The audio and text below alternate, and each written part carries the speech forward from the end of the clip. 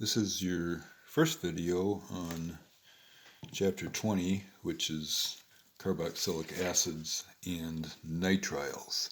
And it's also your last video that is being freshly recorded.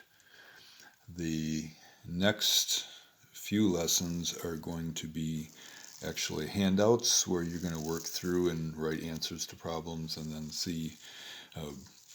check your answers with a key that is provided, and there'll be short explanations. Then you will begin by running into the first video that I ever made in my entire life. Actually, the second one, because the first one screwed up, as you'll hear. And then we'll continue on with videos that were made in the spring of 2020. So let's talk about naming carboxylic acids.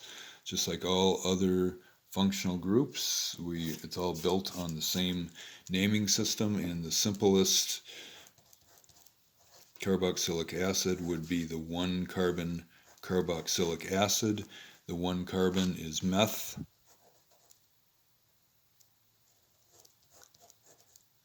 And if it was an alkane, it would be methane. Drop the E and add oic acid. So this is methanoic acid. And the first 3 or 4 here, nobody calls them by this name. And you remember what the 1-carbon aldehyde is called? Formaldehyde? Well, the common name for this is formic acid. And this is what ants use for chemical warfare. If you find some ants and put them in your mouth and chew them up, they will, as you are killing them while you're chewing them, they will be spitting out or giving off formic acid. And so if you want to know what that tastes like, that would be the best way for you to do that. Then if we have a 2-carbon carboxylic acid, then the official name is ethane. Drop the E, add oic acid. And again, no one calls it that. Do you recognize this acid here, the 2-carbon acid? This is acetic acid. Vinegar is roughly a solution of 95% water and 5% acetic acid. Then the next one down the line is 3-carbon chain, propanoic acid, propaneoic acid, and its common name is similar to that, but it's propionic acid. So you'll hear propanoic acid often referred to as propionic acid, and then the 4-carbon one is butanoic acid. And this is butanoic acid, also referred to as butyric acid. What does that sound like to you? Butyric. Butyric acid comes from, its name comes from rancid butter. So if you have butter that has gone bad, then one of the components that is produced is butyric acid. And also one of the compounds that gives vomit the smell that it has is butyric acid. So these are all very sharp smelling and sharp tasting compounds. Carboxylic acids are typically like that. And so if you have a carboxylic acid that has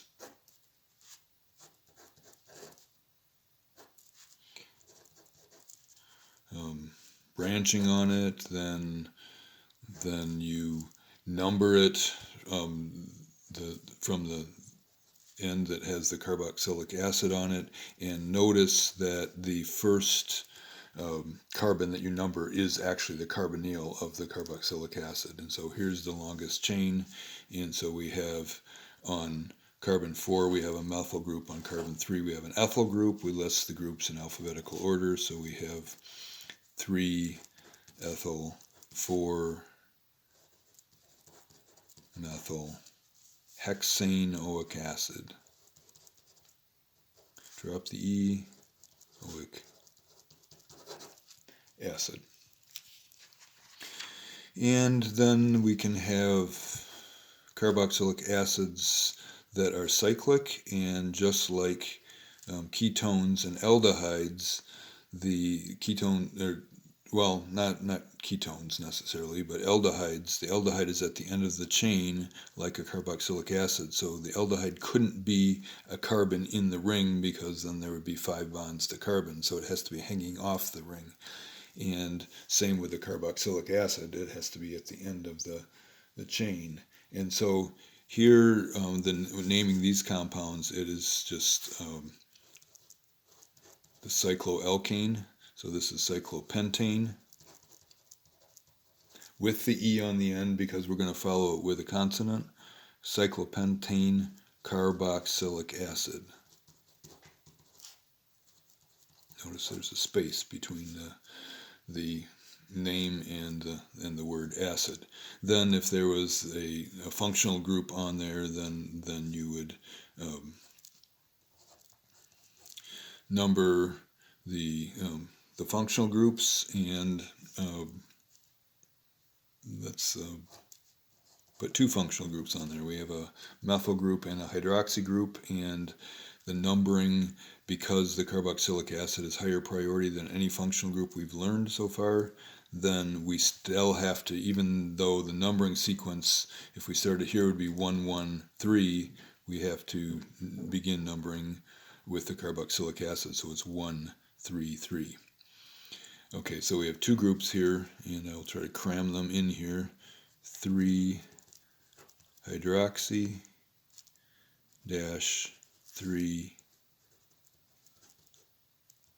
methyl cyclopentane carboxylic acid. Okay, and there's no space here. Cyclopentane carboxylic is one word. Then there are, if you have 2 carboxylic acids on the same chain, there are some important ones that you actually need to memorize, and the shortest chain that would have 2 carboxylic acids on it would be a 2-carbon chain, right? This is referred to as oxalic acid, and I'm going to have you memorize these first 6 dicarboxylic acids because you're going to need to know them for biochemistry.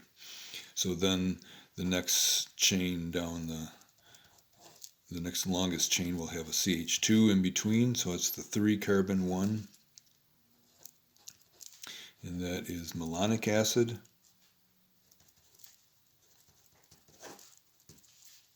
Then the 4-carbon one,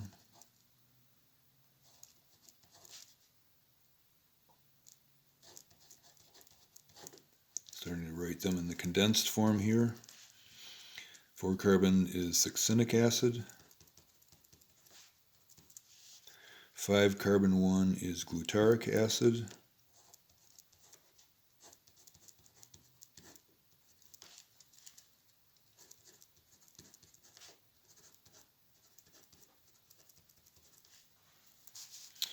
Six-carbon one is adipic acid.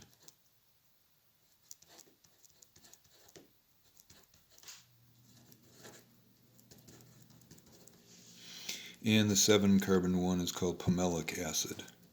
And there's a mnemonic that that will help you to remember at least the first letter of each of these. Pamelic. And the mnemonic is, oh my, such good apple pie.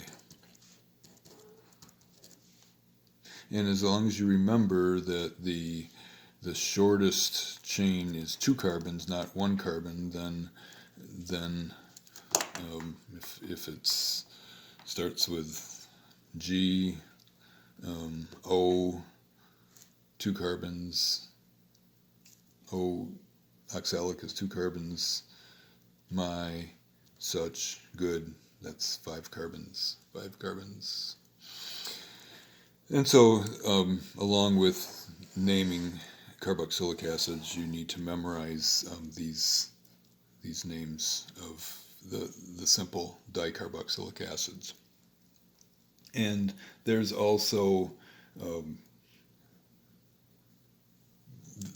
I guess, IUPAC name for these. These are more the common names here, but again, nobody refers to them by the IUPAC name, but the IUPAC name for the first one would be ethane dioic,